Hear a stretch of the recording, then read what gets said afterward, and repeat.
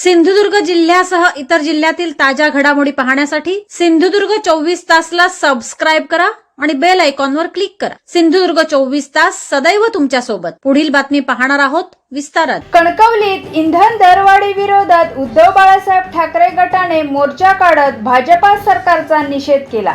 माजी आमदार वैभव नाईक यांच्या नेतृत्वाखाली झालेल्या या आंदोलनात पेट्रोल डिझेल दरवाढ तात्काळ मागे घेण्याची मागणी करण्यात आली।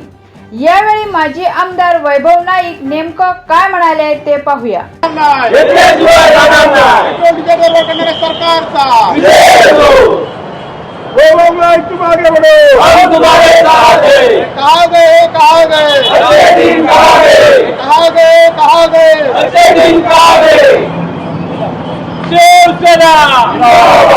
आज आमच्या सगळ्या पदाधिकाऱ्यांच्या वतीने पेट्रोलचे 3 रुपये आणि डिझेलची 3 रुपये दरवाढ झालेली आहे आणि त्याचबरोबर सीएनजीची काही दिवसापूर्वी दरवाढ झालेली आहे, गॅसची दरवाढ झालेली आहे आणि या सगळ्याचा निषेध करण्यासाठी आम्ही हे आंदोलन करतोय। परंतु येणाऱ्या दिवसात आज सर्वसामान्य लोकांनी सुद्धा आज सामान्य लोकांचं कंबरडं मोडलंय। आज मोदी सरकारने विरोध सुद्धा शिल्लक ठेवलेले आहेत आवाज उठवण्यासाठी आणि जर आपण हे केलं नाही तर मोदी सरकार 15 ते 20 रुपये डिझेल आणि पेट्रोल दरवाढ करणार आहे आणि त्यांना इशारा देण्यासाठी हेच आम्ही आंदोलन केलेलं आहे।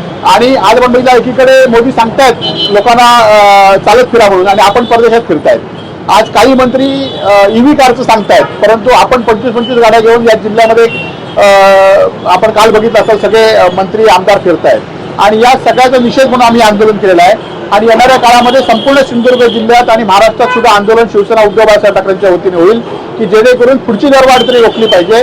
आणि या सरकारने जे आम्हाला आश्वासन 800 दिनाचं दिलं होतं ते आश्वासन गेलं कुठे? आज या पेट्रोल डिझेल दरवाढीमुळे दुधाचे दर, भाज्यांचे दर, बिल्डिंग मटेरियलचे दर हे सगळे वाढलेले आहेत आणि त्यामुळे सामान्य लोकांचं कंबरडं या ठिकाणी आणि हंगामात मोडलेलं आहे।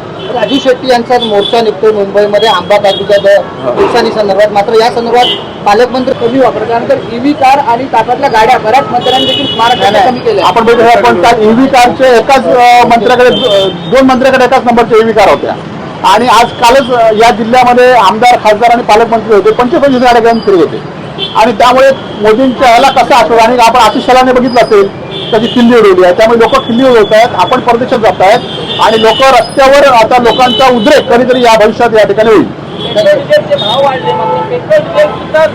नाही आज आपण बघत असतो की इथले जिल्हाधिकारी, इथले पालकमंत्री सातत्याने सांगतायत की जिल्ह्यामध्ये पेट्रोलचा तुटवडा नाही, परंतु एकही पंपावर असं नाही की पेट्रोल आहे उपलब्ध।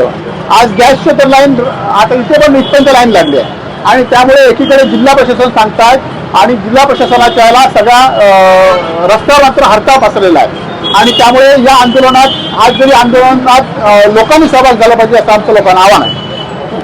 सिंधुदुर्ग जिल्ह्यासह इतर जिल्ह्यातील ताज्या घडामोडी पाहण्यासाठी सिंधुदुर्ग 24 तासला सबस्क्राइब करा आणि बेल आयकॉनवर क्लिक करा। सिंधुदुर्ग 24 तास सदैव तुमच्या सोबत।